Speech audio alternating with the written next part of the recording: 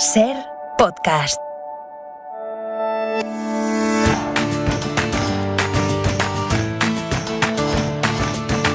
Alguien deberá estudiar algún día cómo se fraguó el endemoniado sistema que permite a la política ser permanentemente protagonista de la información. Es como una máquina que funciona las 24 horas, pum, pum, pum, pum, que va suministrando material sin que en ocasiones haya mucho tiempo para aquilatar la importancia de tal o cual cosa. Ahora mismo, por ejemplo, por citar solo dos temas, se mantiene vivo el incendio provocado el domingo por la presidenta de Madrid, cuando metió directamente al rey en la polémica de los indultos. De hecho, Isabel Díaz Ayuso no parece tener ninguna intención de apagar ese fuego, más bien todo lo contrario, lo cual da pie a todo tipo de interpretaciones. Y luego tenemos los ecos del paseillo, que no reunión, del presidente del gobierno con su homólogo norteamericano. Enésima demostración de cómo sacar pecho por algo antes de hora puede provocar directamente el ridículo. Y sin embargo, yo creo que a esta hora hay algo que puede interesar a muchísima gente más allá de estas historias, que es saber cuándo podremos quitarnos la mascarilla. Esta tarde lo estudia la Comisión de Salud Pública y de ahí parece, que podría salir un calendario en función de cómo esté cada autonomía o tal vez un modelo unitario, no sé. La verdad es que, igual que hace un año por estas fechas, nos encontramos en una especie de carrera, como de cuenta atrás, por liberarnos de tan incómoda prenda, ahora que ha llegado el calor y después de tantos meses de no vernos las caras, con el impacto psicológico que supone. Pero eso no puede, no debe hacerse de cualquier manera, y ahí están los expertos, una vez más, para recordarlo, por mucho que haya un montón de gente vacunada. Así que no queda otra que armarse de paciencia un poquito más y aguantar hasta que esto amaine del todo. Aunque estemos cansados, que lo estamos, y mucho, es lo mejor que podemos hacer. Bienvenidos a La Ventana. Días tristes, nos cuesta estar muy solos. Buscamos mil maneras de vencer la estupidez. Meses grises, es tiempo de escondernos. Tal vez sea la forma de encontrarnos otra vez. Pero son las 8 y has salido. Aplaudir a tu ventana me dan ganas de llorar. Al vernos desde lejos tan unidos, empujando al mismo sitio, solo queda un poco más. Volveremos a juntarnos, volveremos a brindar. Un café queda pendiente en nuestro bar. Romperemos ese metro de distancia entre tú y yo.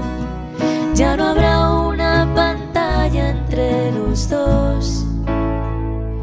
Ahora es tiempo de pensar y ser pacientes, confiar más en la gente, ayudar a los demás.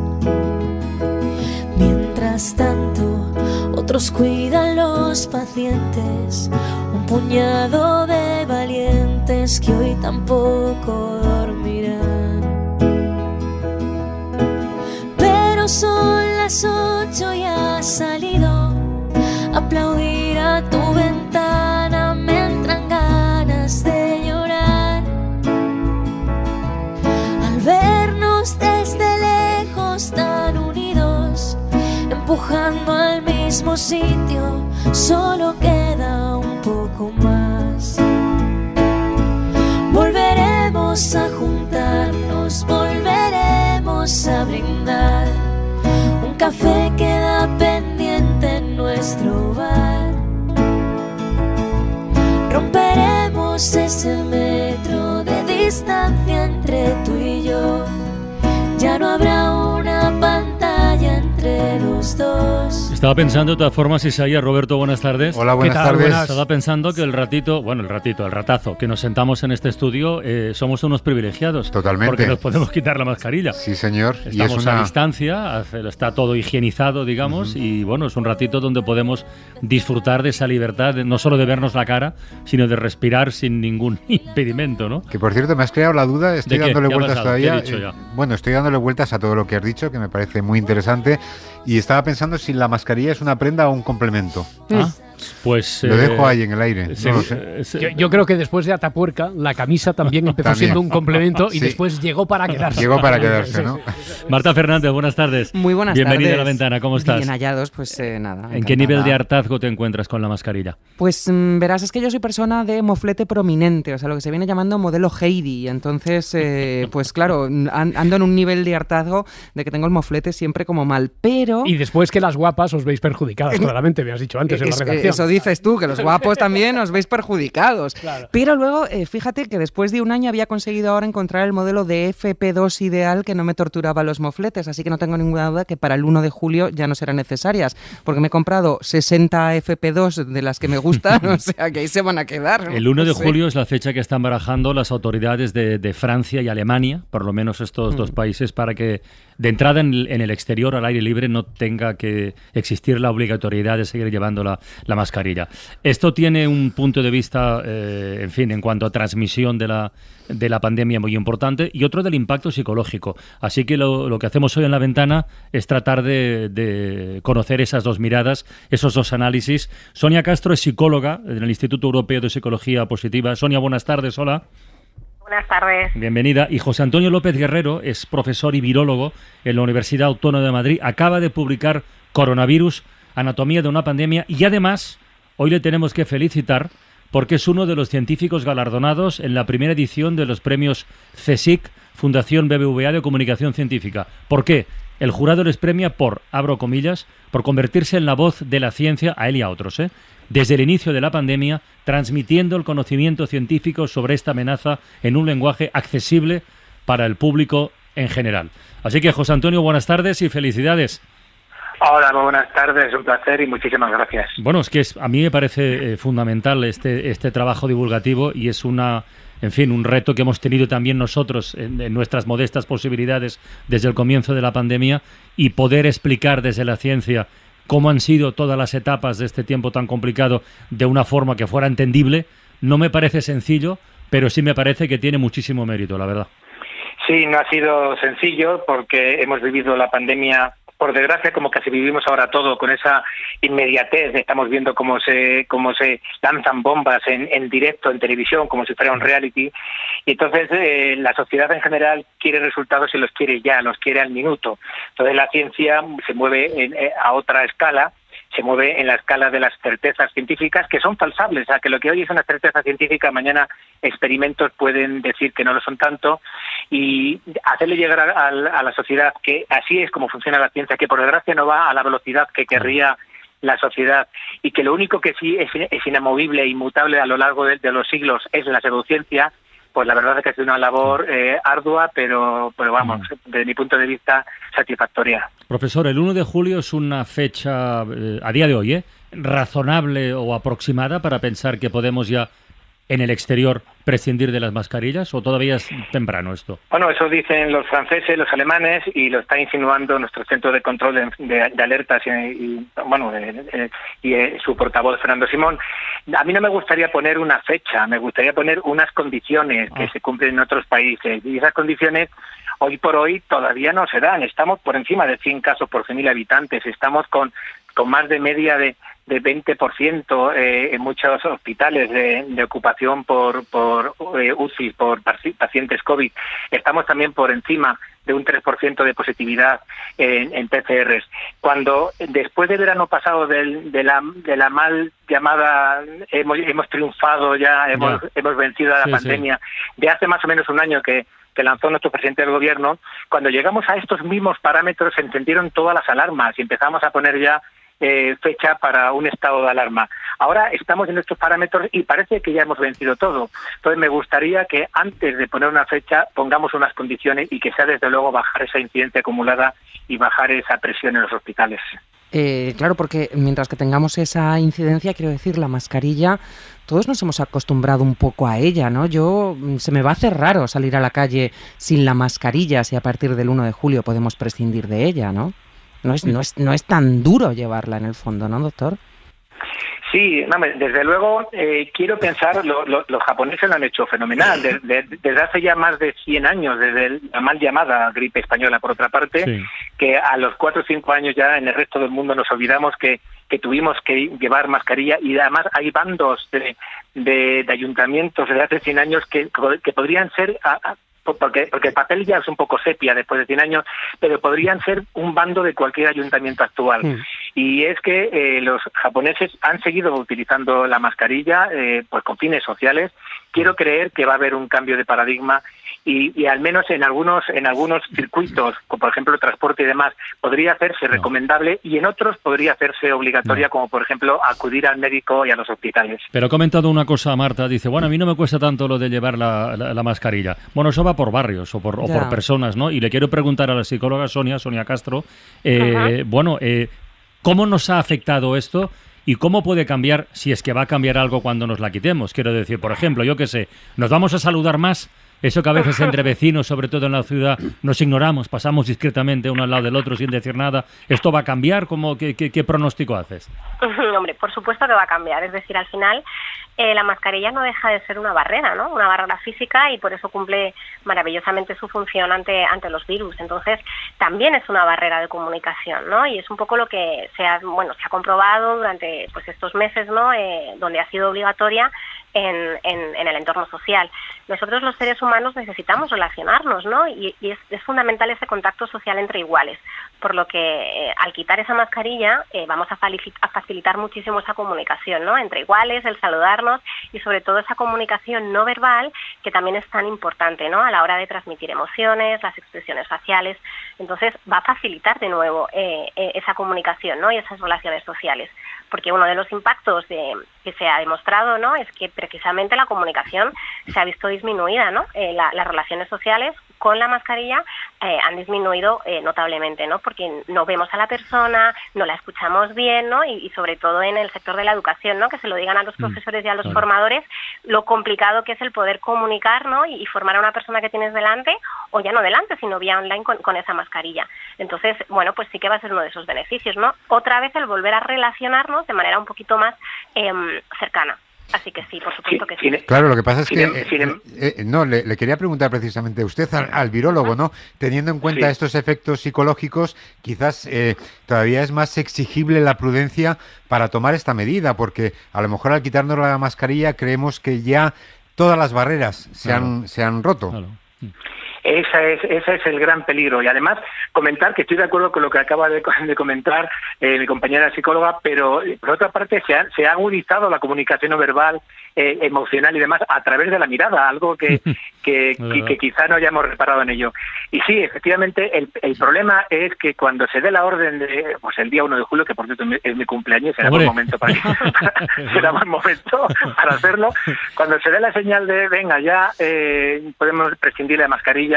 Quiero pensar que con cierto orden empezaremos en el espacio exterior cuando se garantice supuestamente cierta distancia y demás entre las personas. Pero el problema es que esto abunde en los grupos que ya están relajando demasiado las medidas. Y bueno, y hay que recordar que tenemos dos espejos donde mirarnos. Uno de ellos es la India, donde hace 3 meses se dio ya por terminada la pandemia triunfalmente con una falsa inmunidad de rebaño, y mira lo que les ha pasado poco después. O en Chile, que tienen ahora mismo un porcentaje de vacunación muy por encima de Europa, y sin embargo ahora están viviendo en una trágica, no sé si es segunda o tercera ola. Porque, José Antonio, para que no nos confiemos, ¿qué es más importante? ¿Bajar la incidencia lo antes posible o acelerar la vacunación? Porque si tenemos de referencia a Francia o Alemania, en vacunación estamos igual o mejor que ellos todavía, ¿no? Pues es una brillantísima pregunta. Eso es la pregunta del tándem ganador.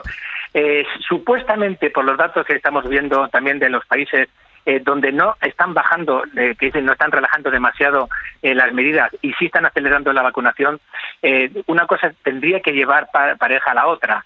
Lo que pasa es que, claro, no se puede aumentar la vacunación y eliminar, dilapidar todos los puentes de precaución que hemos tenido hasta ahora. Pero en reglas generales, con este ritmo de vacunación, manteniendo ciertas medidas y cierta prudencia, deberíamos ver su efecto también en la incidencia acumulada, que, como digo, es lo importante. José Antonio, y teniendo en cuenta lo que pregunta Roberto, ¿podría ser que la retirada de la mascarilla, en vez de por fechas, se hiciera por grupos? Es decir, las personas que ya tienen las 2 dosis de la vacuna, por ejemplo, las personas que tienen un número determinado de anticuerpos, ¿o eso supondría un agravio comparativo para los demás? Por ejemplo, yo que no me he vacunado porque todavía no me ha tocado, pero me toca en breve porque tengo una edad, podría pensar, ¡hala, qué suerte Roberto, que se ha vacunado ya hoy de su segunda dosis y ya puede ir sin mascarilla!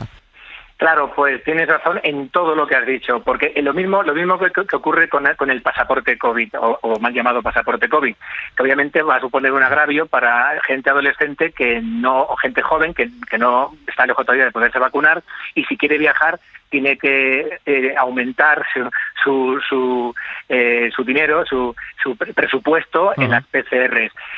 Obviamente, desde la OMS ya se aconseja que las personas con la pauta completa y la inmunización completa, que se consigue varias semanas después de la segunda dosis, no nos olvidemos, entonces ya podrían estar incluso en espacios interiores entre ellos sin mascarilla y sin distanciamiento. Incluso se comenta que con grupos no de riesgo. Yo esto ya no lo tengo tan claro, porque no tengo muy claro lo que es un grupo de bajo riesgo. Claro. Y sí, obviamente, oficialmente se podría hacer. Las personas vacunadas, en algún momento tendremos que alcanzar esa nueva realidad o normalidad, como queramos llamarlo. Pues, pero obviamente, hoy por hoy, pues sí es cierto que gran porcentaje de la población por debajo de 40 años lo podría ver como un agravio, ¿no? Pues yo apelo de nuevo a la psicóloga, porque como este proceso va a ser una transición, no va a ser cambiar en todo de un día para otro, Sonia.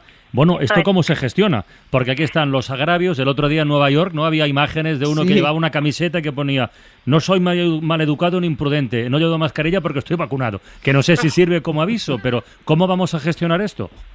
A ver, estoy totalmente de acuerdo en lo que se ha comentado. Tiene que ser algo que se haga de manera gradual. Es decir, no puede ser o todo o nada. Tenemos que ser muy flexibles, también tener en cuenta pues un poco las diferencias personalizadas, ¿no? Las diferencias individuales de cada caso, y sobre todo apelar a la responsabilidad y al sentido común. O sea, eso es fundamental.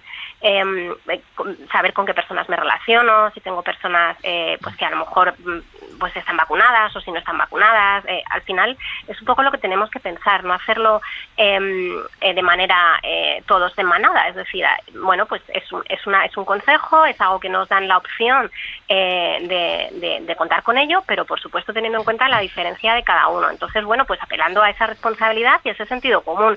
Si por supuesto hay distancia de seguridad, si estamos en un espacio ventilado, si estamos al aire libre, si tenemos en cuenta el resto de medidas de seguridad que son tan importantes, ¿no? Y que se ha visto que son fundamentales, hacerlo poquito a poco, y sobre todo también que no sea una imposición. Es decir, habrá personas que tengan un cierto grado de ansiedad, que tengan miedo, ¿no? Por el tema de contagiar a lo mejor a personas que están cerca, y tenemos que respetar que tampoco se la quieran quitar, ¿no? Es decir, al final es una recomendación y tenemos que pensar siempre en lo que le puede beneficiar a esa persona, ¿no? Y a sus contactos más cercanos.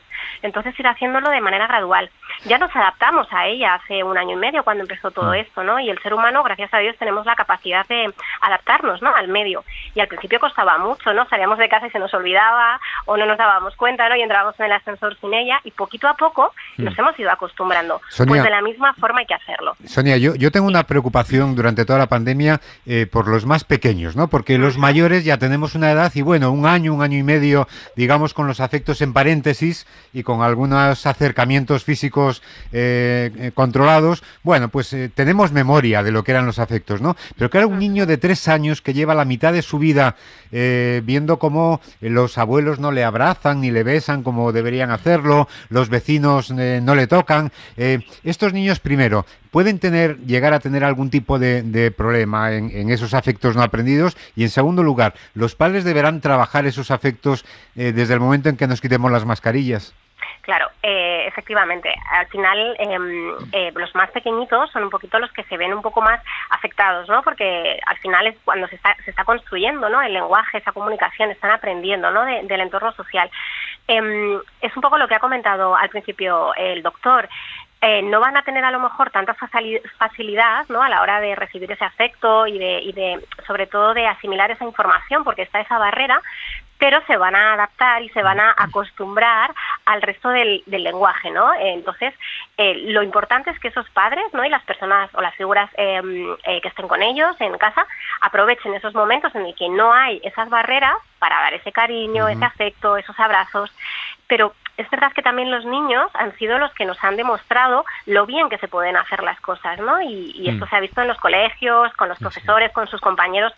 Ellos han sido súper estrictos y nos han dado una muestra de cómo sí se pueden adaptar y poder compaginarlo, ¿no? con el día a día. Los niños son de goma. Tenemos que aprender de ellos, tenemos que aprender mucho de ellos. Los niños son de goma. O sea, eso vamos. Se acostumbrarán también al otro. Sí, eso es. Me estás hablando, antes que citaba José Antonio, el precedente de Japón, de los japoneses de hace tantos años. Bueno, yo estoy acordándome de la cara que poníamos todos aquí, en Madrid, por ejemplo, cuando veíamos un grupo de, digamos, orientales, no sé si japoneses o no, con la mascarilla, antes de la pandemia, digo, coño, qué exagerados que son, qué cosas más raras hacen. Pues mira, ahí lo tienes.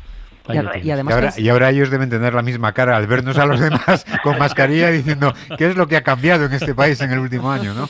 Bueno, a ver qué sale. Di, José Antonio, di. No, iba a decir que estuve en un congreso de virología un par de años antes de la pandemia y veía en Tokio, veía los medios de transporte a los chicos, a los jóvenes con mascarilla, que como habíais comentado antes, que si era un complemento o un suplemento, mascarillas de marca, vamos, yo creo que más cara la mascarilla que la ropa en sí. Y pregunté, bueno, ¿y esto qué pasa? La contaminación y tal, aquí la polución en Tokio. Y dice, no, esto es por una señal de respeto hacia los demás. Y empecé a preguntar y ya algunos sí me remontaba, me decía que sus abuelos ya comentaban de aquella luctuosa pandemia del principio de siglo y desde entonces han mantenido esa tradición.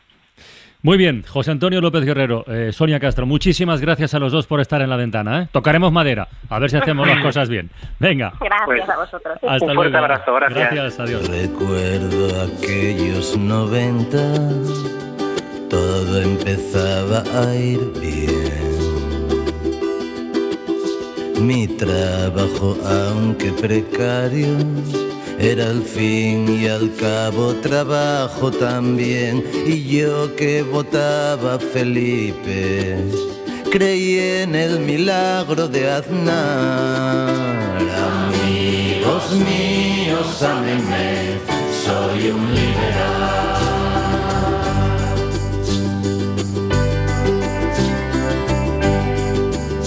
Y el día en que ganó Zapatero, mi fe no se resquebrajó.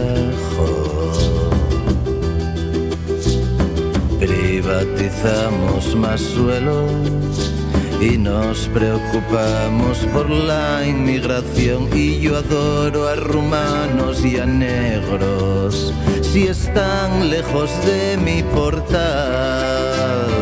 Amigos míos, ámenme, soy un liberal.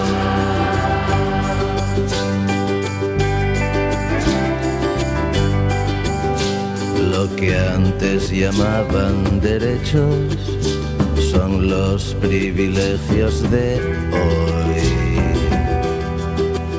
Sugiero hacer esos esfuerzos que nos pide Botín a través de Rajoy. Y quien no pueda pagar su casa, ¿será que algo habrá hecho mal? Amigos míos, ámenme, soy un liberal. Bueno, ya ha llegado Nacho Vegas con su canción a la etapa de Rajoy, así que ya podemos hablar.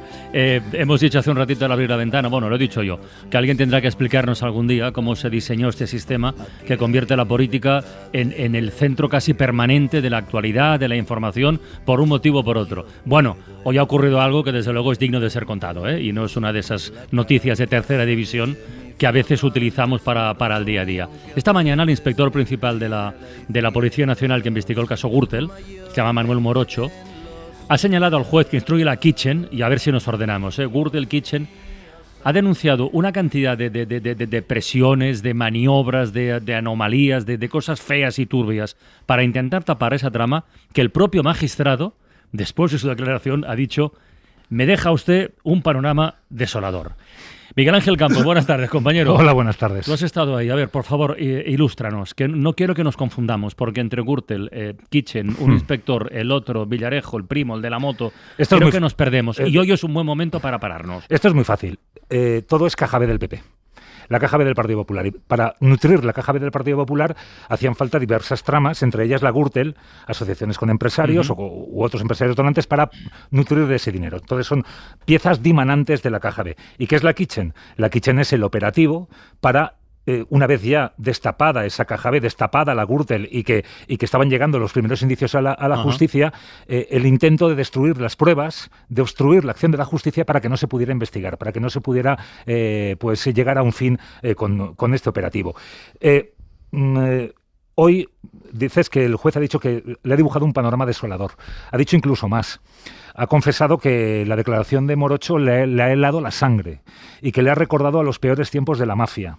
Esa declaración no por su actuación, sino por lo que tuvo que sufrir durante todos estos años de investigación, prácticamente desde el año 2007, pero sobre todo desde el año 2011 hasta 2015-16, cuando más o menos ya están concluidas las investigaciones. O sea, que le querían apartar, vamos, directamente. Le querían apartar, con la operación Kitchen, es un operativo, recordemos, montado desde el Partido Popular, inicialmente, por el Partido Popular, para proteger al Partido Popular del caso de su caja B. Para ello implican con fondos reservados a policías de su propio ramo, a la policía política que se ha venido a llamar, que intentan sabotear esa investigación policial, persiguiendo a Bárcenas, espiándole, destruyendo documentos, hurtándoselos, pero había algo más que tenían que paralizar, que era la investigación policial de un agente como Morocho, que no es sospechoso de nada, porque el inspector Manuel Morocho, el agente 81.067, ha conseguido la confianza de los jueces Baltasar Garzón, Pablo Ruz,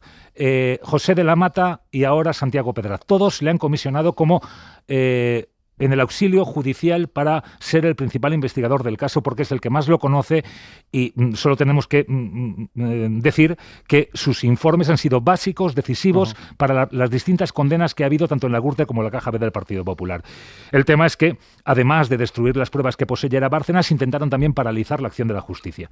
Y eso es lo que hoy ha contado Manuel Morocho en su declaración ante el juez, que intentaron apartarle de la investigación, ponerle trabas, que no incluyeran sus informes los nombres de Rajoy, de Arenas, de Cospedal o de Ana Mato, e incluso le ofrecieron destinos jugosos para intentar sacarle de la Gürtel, ya que no podían con las presiones, porque todo esto comienza en el año 2013, cuando ven que la investigación de la caja B del Partido Popular va a llegar a un término que no les interesa. Entonces primero le presionan, le trasladan de la unidad de la UDEF a la Dirección Adjunta Operativa para sobrecargarle con trabajo y cansarle, y que así no pudiera trabajar. Él, como estaba pues obligado por su conciencia a seguir trabajando en esa causa por la que le había comisionado el juez, la Gürtel, la caja B del Partido Popular, él siguió trabajando y compatibilizando ambos empleos, haciendo unas jornadas terroríficas. Y al ver que eso no fructificaba, entonces le ofrecieron jugosos destinos. El objetivo, como el propio Morocho detalló ante la comisión del caso Kitchen en el Parlamento, era pues intentar apartarle de la investigación al Partido Popular. El objetivo era, evidentemente, sacarme de la unidad y, evidentemente, trasladar el que yo ya no trabajaba en la UDEF a los órganos superiores del Ministerio y, por ende, pues del Poder Ejecutivo, con el fin de calmar, digamos, la problemática que se generaba con la elaboración de los informes, sobre todo en la pieza separada, donde se vivió con más incidencia todas las circunstancias. Pero esto que lo dijo de una forma así, lo dijo claro, pero no puso nombres y apellidos, hoy ante el juez ha sido muy, muy categórico, muy rotundo. Dice que le ofrecieron Lisboa. Y eso, además, está escrito también en la agenda de Villarejo, lo que da credibilidad a esas agendas de Villarejo. Ha dicho incluso el sueldo que se pagaba en Lisboa. Que le iban a ofrecer Lisboa, era un sustancioso sueldo mucho mayor que el que él cobraba en la unidad de delitos económicos y fiscales de la Policía Nacional. Y ha dicho algo que hasta ahora no conocíamos. Todos creíamos que ese operativo de intentar presionar a Morocho, que todo esto lo hacía la policía política, sus mandos, el DAO Eugenio Pino, Enrique García Castaño, el comisario principal José Luis Olivera. Pero hoy hemos descubierto que el ministro Fernández Díaz también estaba en ese operativo. Él cuenta que cuando estaba reunido con José Luis Olivera, con el entonces su jefe de la UDEF, y le estaba comunicando esa oferta de un destino en Lisboa, pues que en ese momento suena el teléfono de Olivera, y es el ministro Fernández Díaz. Y el ministro Fernández Díaz le pregunta, ¿cómo va? Y Olivera le contesta, en ello estamos. Y cuelga el teléfono Olivera y dice, mira si eres importante, que hasta llama al ministro para interesarse por cómo está la operación. Por lo tanto, el ministro estaba involucrado. Y al fracasar Lisboa, le llegan a ofrecer el destino de agregado en la ONU, en Naciones Unidas, en Viena, que es otro de los destinos jugosos, o incluso ir a Cuántico, a hacer un curso en Virginia, en Estados Unidos, con el FBI, y lo rechaza todo porque él entendía que su principal labor era, y su juramento de policía era servir a la justicia, y eso es lo que estaba haciendo y eso es lo que iba a hacer hasta ese momento, sí, Marta. No, es que Morocho me parece un personaje de esos de una entereza y de una pieza, que es un personaje que si lo escribe Steven Spielberg para que lo interprete Tom Hanks, no le sale. Me gustaría saber cómo ha sido su declaración, cómo es, porque hoy este hombre se ha debido quitar un peso de encima verdaderamente tremendo, ¿no? Después rotunda, de todo este tiempo. No ha titubeado en ningún momento cuando ha dicho cosas tan fuertes, tan duras, como que, por ejemplo, porque claro, había también una especie de mobbing, ¿no? de acoso laboral, porque cuando Eugenio Pino, el DAO del director adjunto operativo de la Policía Nacional, se lo trae para sobrecargarle de trabajo a la Dirección Adjunta Operativa de la Policía, y empiezan a encargarle informes del tipo cava un hoyo y una vez el hoyo cavado vuélvelo a tapar con arena.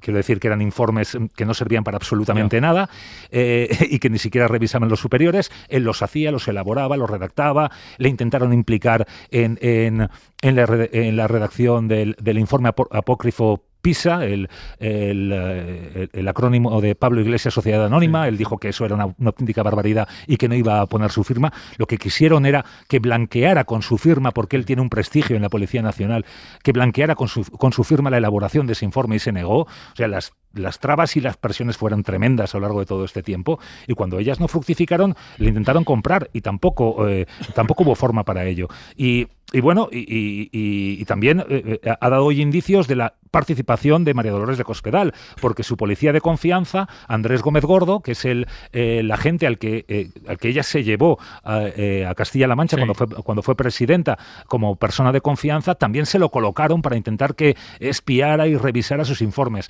Ha contado Morocho además que le monitorizaron, es decir, que le espiaban sus propios compañeros para saber hacia dónde iba, por dónde se movía y qué es lo que estaba haciendo. En fin, ha relatado un cúmulo de presiones. No me extraña que el juez se haya quedado helado. Sí, solo falta la cabeza de caballo encima de la cama. Sí. Y lo triste de todo ello es que una persona como Manuel Morocho, que se ha dedicado al servicio público durante toda su vida, que no es que lo haya hecho y ya está, y ahí nos quedemos con ello, sino que, como os digo, sus informes han sido determinantes para todas las condenas en Gürtel y en la Caja B del Partido Popular. Es él quien ha demostrado la Caja B del Partido Popular, prácticamente. No. Esta persona, que el pasado mes de mayo ascendió, y por su ascenso ya no podía permanecer como inspector jefe de la UDEF.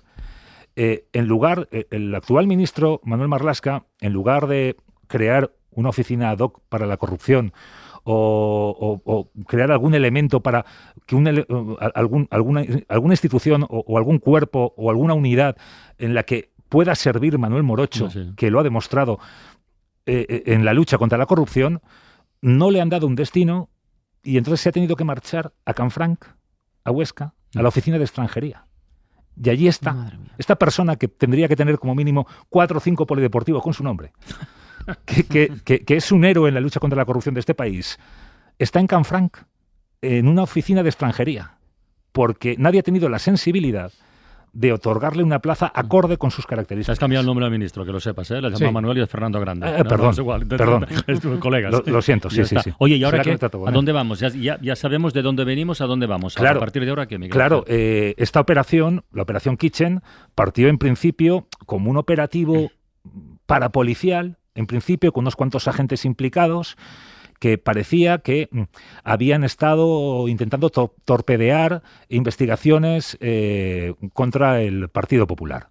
No estaba muy claro que efectivamente de dónde salía esa operación, si salía de la cabeza del Ministerio del Interior, si eran los propios policías que por el bien de España intentaban proteger al partido en el gobierno en ese momento.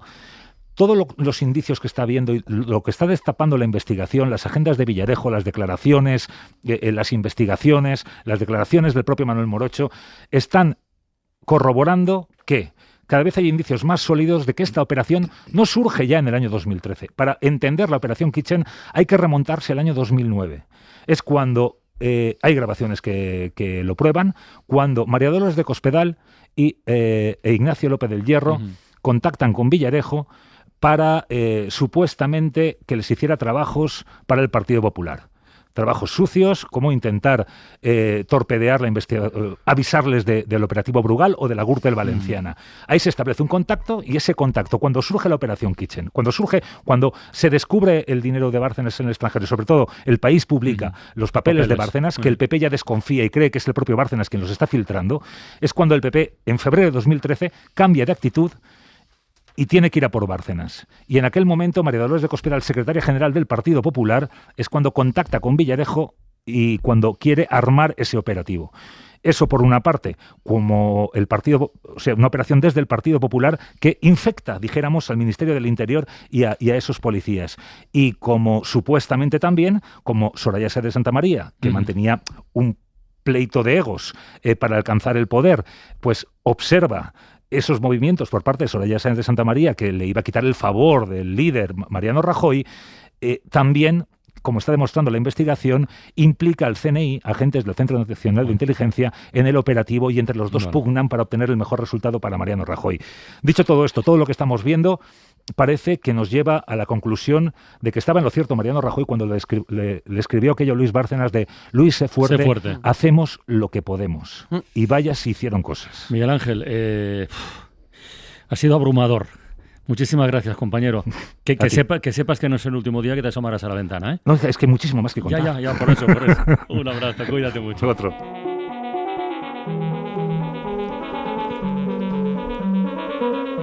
Para cerrar esta primera hora de la ventana, después del terremoto Campos, que nos ha dejado absolutamente helados, como al juez, noticia científica de primerísimo orden.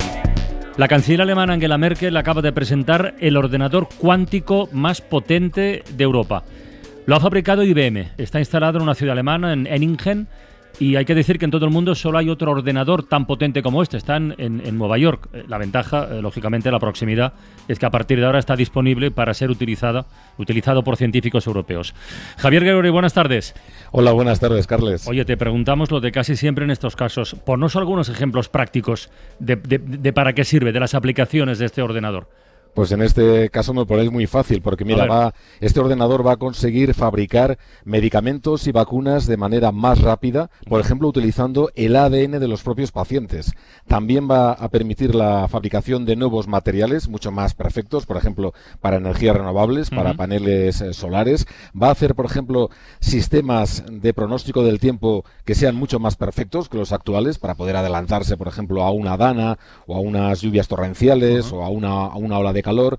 Y también, por ejemplo, para luchar contra el cambio climático, hace que las baterías carguen muchísimo más rápido y que tengan muchísima más capacidad en los coches eléctricos. Si vierais las fotos de este ordenador que me acaban de enviar, parece sacado de la película 2001, Una odisea en el espacio, parece HAL, y la verdad es que mide unos 3 metros y es una de las últimas criaturas más perfectas de la ciencia. ¿Está protegido de alguna manera especial o...? Pues sí, mira, lleva el mismo cristal que protege en el Louvre al cuadro de la Mona Lisa. Bueno, no está mal. Y además trabaja este ordenador a menos 273 grados centígrados. Es decir, que en el ordenador hace más frío incluso que en el espacio exterior. Esto lo hace por la enorme capacidad de cálculo. Imaginaros cómo hay que evacuar el calor, ¿no? de tantos dispositivos electrónicos, ¿no? Y yo creo que, bueno, tiene 27 qubits para los amantes de las estadísticas. El primer ordenador cuántico comercial, como acabas de decir, se puso en marcha en Nueva York, también por IBM. Este va a estar en Europa. Y fíjate, lo acaba de presentar Merkel, para que veáis la importancia de este ordenador cuántico. Y ha anunciado Merkel una inversión, solo en Alemania, en física cuántica, de 650 millones de euros. Bueno, déjame que incorporemos a la conversación a Carmen Recio, que es experta en ordenadores cuánticos y trabaja en el equipo de comunidad de IBM Quantum en Zúrich, en Suiza. Carmen, buenas tardes, hola. Hola, buenas tardes. Con esto que ha comentado Javier, a lo mejor corro mucho, pero dado que IBM creó en los años 80 unos de los primeros ordenadores portátiles, ¿cuándo vamos a tener ordenadores cuánticos en casa? ¿O es correr mucho eso? Bueno, ahora mismo nosotros la forma en que pensamos que se van a consumir es a través del cloud. No vamos a tener un ordenador cuántico en casa, sino que vamos a acceder desde nuestros portátiles a un ordenador que estará en un laboratorio en algún otro sitio. Javier acaba de comentar algunas de las aplicaciones más llamativas y que más pueden interesarnos en el uso de este ordenador, pero este tipo de máquinas en el futuro van a desarrollar, por ejemplo, pregunto, mayor inteligencia artificial. Bueno, de hecho, una de las áreas de aplicación también es la de la inteligencia artificial. Hay un área que se llama Quantum Machine Learning y es precisamente acelerar ciertos entrenamientos o investigar modelos más complejos utilizando algoritmos cuánticos.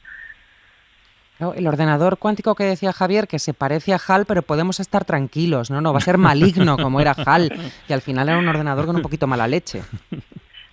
Bueno, nosotros de hecho lo llamamos el candelabro, sobre todo a los americanos es a los que más les he oído llamarlo así, porque realmente parece un candelabro, está como colgado además. Y bueno, y parece que está hecho de oro. Carmen, estamos aquí todos hablando como si todo el mundo supiera lo que es un ordenador cuántico. ¿Tú no? No, yo no tengo ni idea. Entonces me gustaría que me lo explicara un poco gráficamente. Es decir, la diferencia que hay entre un ordenador normal y uno cuántico puede ser la que hay desde la máquina de escribir a un ordenador. Pues todavía sería mucho más diferente. Es decir, ahora nos hallamos entre completamente un nuevo tipo de computación. Mientras que en los ordenadores normales se basan en el bit, es la unidad básica de información, y se caracteriza porque puede ser o 0 o 1, ahora vamos a tener los qubits o bits cuánticos que pueden ser 0, 1 o una superposición de ambos estados. Y esto es un fenómeno que se estudia en la mecánica cuántica y que se ha observado en la materia a nivel del átomo o de lo que son las partículas más pequeñas que el átomo. Entonces, lo que hemos hecho es inspirarnos en la naturaleza para crear un ordenador que se comporte como la naturaleza a ese nivel y, por lo tanto, podamos simular mucho mejor la naturaleza porque la simulamos con algo que se comporta como la naturaleza. Pero, Esa es un poco la idea detrás de la computación cuántica. Pero, Carmen, entonces el ordenador que puede ser 1 y 0 al mismo tiempo, que puede trabajar con el 1 y con el 0, es como lo del gato de Schrödinger, que podía estar vivo y muerto al mismo tiempo. Estar y no estar. Sí, efectivamente. Esa es una muy buena forma de explicarlo. Cuando tú tienes un gato que está en una caja y hay un gas venenoso que se puede liberar o no con un 50% de probabilidad, mientras la caja está cerrada, tú no sabes si se ha liberado o no el gato. Entonces, para ti como observador, el gato está vivo al 50% de probabilidad y muerto al 50% de probabilidad. Eso es efectivamente un estado de superposición, en ese caso entre la vida y la muerte del gato. Si me permitís, me gustaría poner otro ejemplo, porque todos los banqueros que nos estén oyendo ahora mismo estarán súper nerviosos, o todos los que tengan mucho dinero en el banco, porque con los ordenadores cuánticos, descifrar las claves de acceso a los grandes bancos va a ser muchísimo más fácil. Es decir, que porque van a poder no solo probar, como ocurre ahora, una clave una por una hasta que encuentras, sino que un ordenador cuántico lo puede hacer a la vez todas las claves. Y ya te digo que están esperando a que esto se universalice para cambiar todas las claves y ponerlas más difíciles, o al revés, una comunicación cuántica que ya la han hecho, por ejemplo, los chinos en el espacio y la Tierra, ahora mismo es imposible de espiar. No sé en el futuro, pero ahora mismo es imposible de interceptar, ¿no? Ni por Esto la abre kitchen, una ventana enorme, ¿no? Al futuro. Sí, nos quedamos también un poco abrumados. Hay que pedirle al ordenador cuántico que te haga él la clave. Sí. Claro, que además no se le olvidará porque es muy listo. Carmen Recio, muchísimas gracias por esos minutos en la ventana, de verdad, ¿eh? Gracias a vosotros. Venga, buenas tardes. que vaya muy bien. Y mira, Javier está hablando de bancos y antes ha citado la inversión que solo Alemania va a hacer en este proyecto de computación cuántica. Oye, ¿qué te parecen 28 millones de dólares por un asiento para ir un ratito al espacio, Javier? Pues me parece muchísimo dinero si tenemos en cuenta que son solo 12 minutos, que vas a estar 3 o 4 solo con la falta de gravedad, a 100 kilómetros de altura, y es lo que va a pagar un señor, todavía no nos han dicho quién, para ocupar un lugar entre Jeff Bezos y su hermano en el lanzamiento el próximo 20 de julio de la mejor nave, en teoría, diseñada para turistas espaciales con unos ventanales, con un vidrio súper translúcido que se va a ver absolutamente todo es relativo. Al menos que se vea algo. Claro. A ti te parecen poco 12 minutos y algunos 50 segundos le dan para mucho. Muy bien, un abrazo, Javier. Suscríbete a La Ventana. Todos los episodios y contenidos adicionales en la app de Cadena SER y en nuestros canales de Apple Podcast, Spotify, iVoox, Google Podcast y YouTube. Escúchanos en directo en la SER de lunes a viernes a las 4 de la tarde. Cadena SER. La radio.